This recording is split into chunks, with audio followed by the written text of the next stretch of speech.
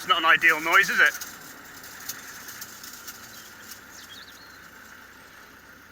Hi guys, welcome back again.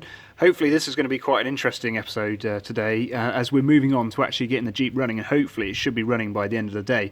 But what we're going to start off with then is, you know, I talked initially about those bushings and the brake pedals and how they get a lot of wear in them because of the steel-to-steel contact.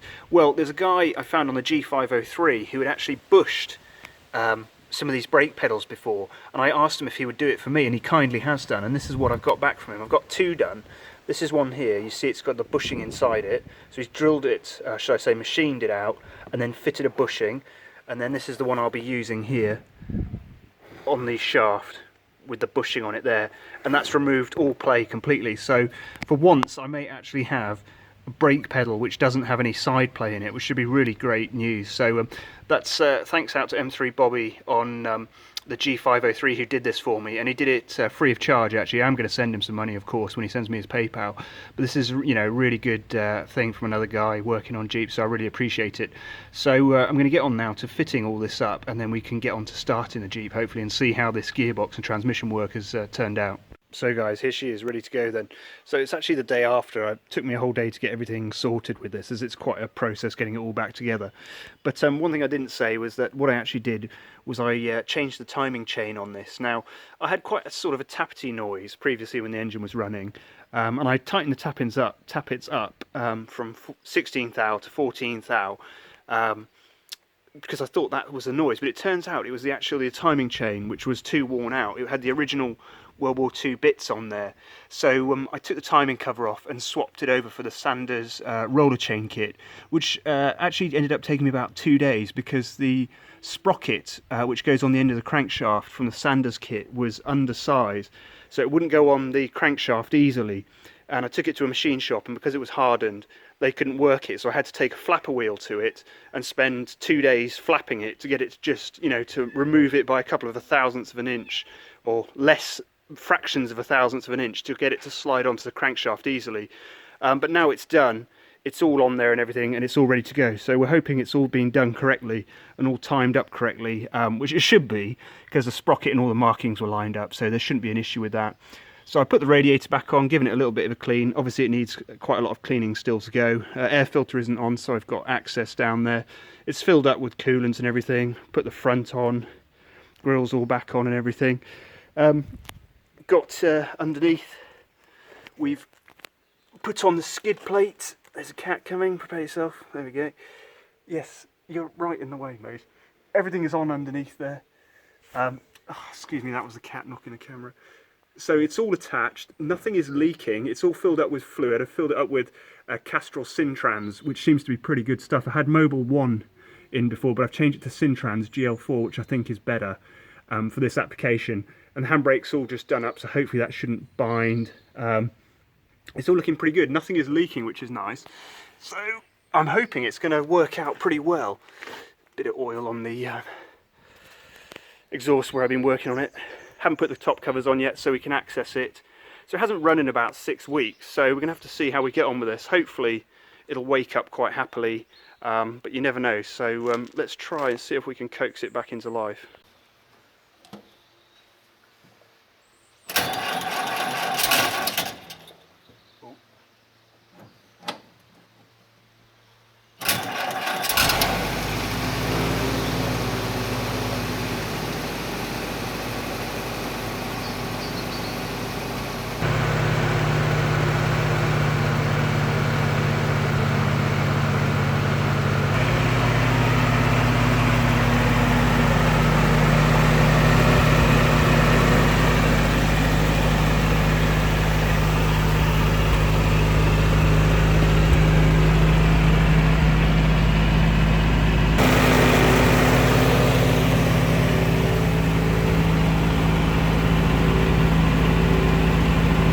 Nice quiet idle now, much quieter.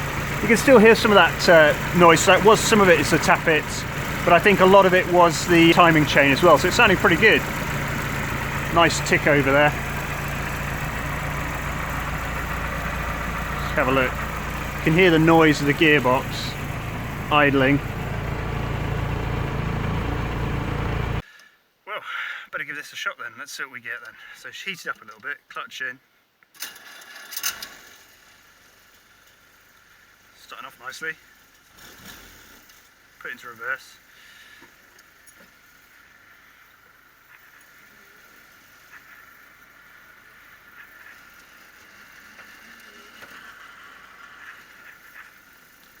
Well, sound okay. Right, getting it to go into gears is going to be difficult. Oh, there we go.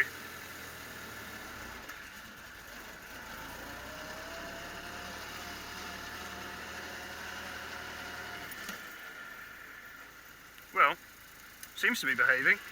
See if we can get it to go into reverse.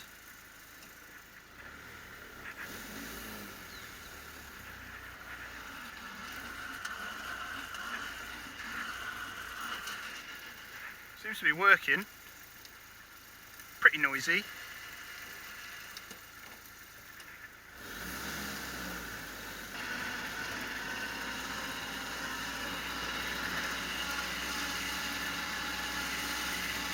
Yeah, it's pretty noisy.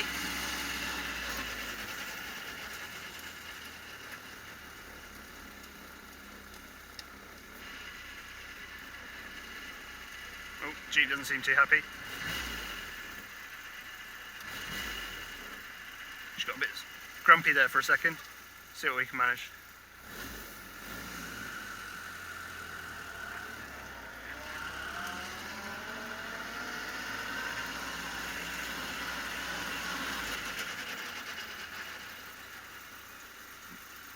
Perhaps a carb has just got some rubbish in it or something like that. It's idling all right now. Can try getting into a second gear.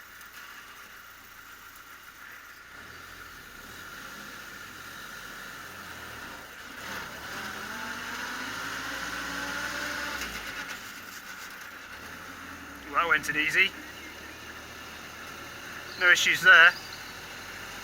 Nice and quiet now. It's gone into out of the straight cut gears. Third went all right. Bit of a noise there. Not entirely sure what that was. That was when the clutch was down and it was moving.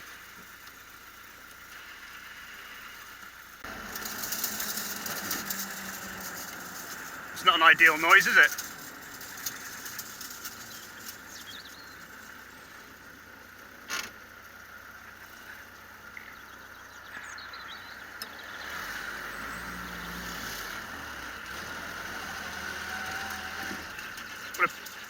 I'm hoping it's the blimmin' speedo cable. Doesn't sound particularly healthy.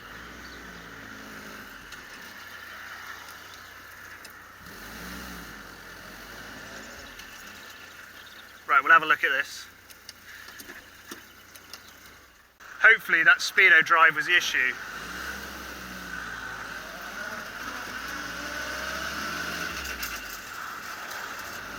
Maybe not. Could be the throw-out bearing. It's when the clutch goes in. Right, we'll get it back.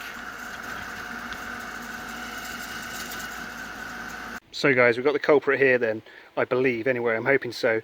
Rear output shaft yoke, dust cap or dust cover, which isn't required on my Jeep because I used nitrile double-lipped bearings on the back which keep the dust out, so you don't need these. But I left this one on because it was on very stiff. But if I put it on the ground now, you can see what the issue was. For some reason, the lip has become, the cover has become very loose and it's worked itself free, and you can see the wear there, as this was only driving it like 3 miles or something like that, 1.5 miles, I don't know, nothing. But that's the wear that it's done there, as it's spun around against the yoke there. I don't know why this has come loose. It was very firm when it was on there, and that's why I didn't remove them, because I didn't want to touch it, because this is a very strong bit of metal here. This bit's only thin, but this bit here is very strong, so somehow it's become loose at some point. I'm not entirely sure what's going on there. I didn't put any force through these yokes or anything like that, so yeah, I'm not really sure about that, but hopefully it's not due to some other reason, but it shouldn't be. But we'll take the yoke off, the dust seal lip off there, and then we'll put it back on. Up close then, guys, the reason for the lip now becoming loose has become apparent. So what I've done is I've used 2 seals in here because on the output yoke you sometimes get wear where the old leather seal used to run, and you can either put a speedy sleeve on it and that'll cover up where that wear is, and you can use 1 seal. But speedy sleeves are quite expensive, or you could do the cheap thing like me, is fit 2 seals in there instead. So you've got one where the original seal fits and one a little bit further back. Now previously I'd obviously put the other one further in, but this one I've left a bit far back. And what's happened here then is I've left it far enough back that it's interacted with that dust sleeve and it's caught it and it's made it spin. You can see the wear on the sleeve there. Fortunately, this doesn't actually affect anything. You know, all it's done is worn the dust, the seal there. None of the dust or anything like that will have gotten anything, so it hasn't damaged or caused any issues. But this is just an interesting thing that shows the interaction between doing things which aren't supposed to be done in the book, or can be done if you do it correctly, but if you do it like me and forget and don't put it far enough in, the second one, because I had previously done this and I'd tapped the second one in far enough in so that it didn't cause any issues. But this one wasn't tapped in far enough, and this is the issue we've got then. So that was the crazy squealing noise. So fortunately, not too much of an issue, thank God. But it's not leaking elsewhere by the looks of it, so it's done pretty well so far. So we'll button this all back up then and fill it back up. So guys, we've got her out then. Again, I've finished off all the issues with the yoke and everything like that, and I've just driven it out to a little lane so we can have a listen to it and see if that solved the problem or not. So we'll just head off then and see what we've got. So there's clutch in, nobody behind us, let's go.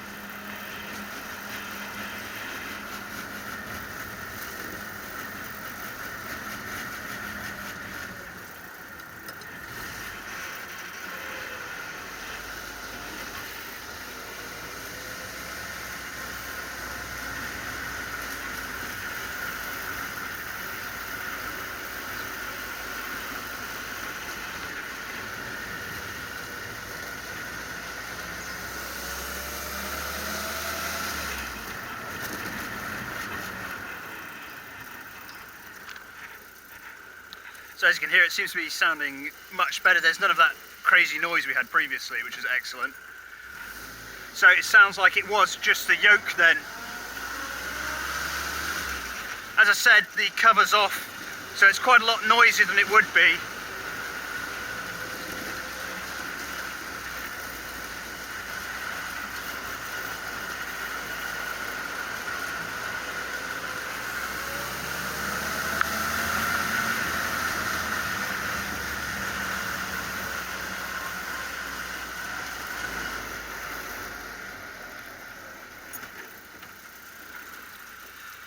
See, I come to a stop if I go back into first usually, just to avoid any sort of grinding. It changes gear nicely.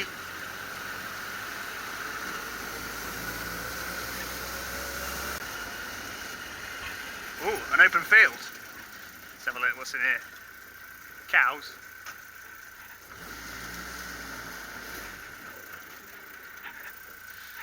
Farmer's field. Inviting, unfortunately, but we better not. Right, let's get it into reverse then. See, it's all now. It's starting to wear in a little bit. It's behaving quite nicely, but I think the engine needs a bit of a tune-up and a bit of a play with the mixture.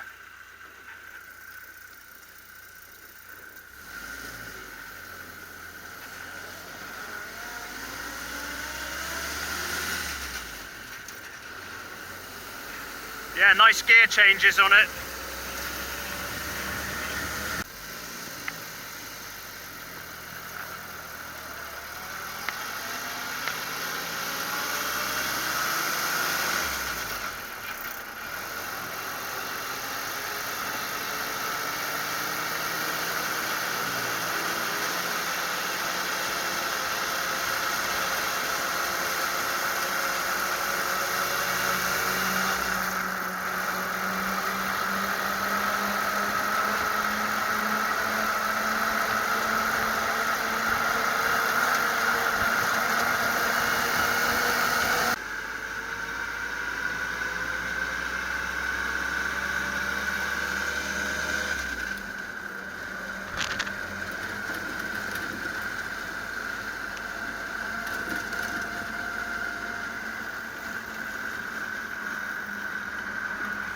So guys, that's pretty much it then, having finished the T84 and transfer rebuild.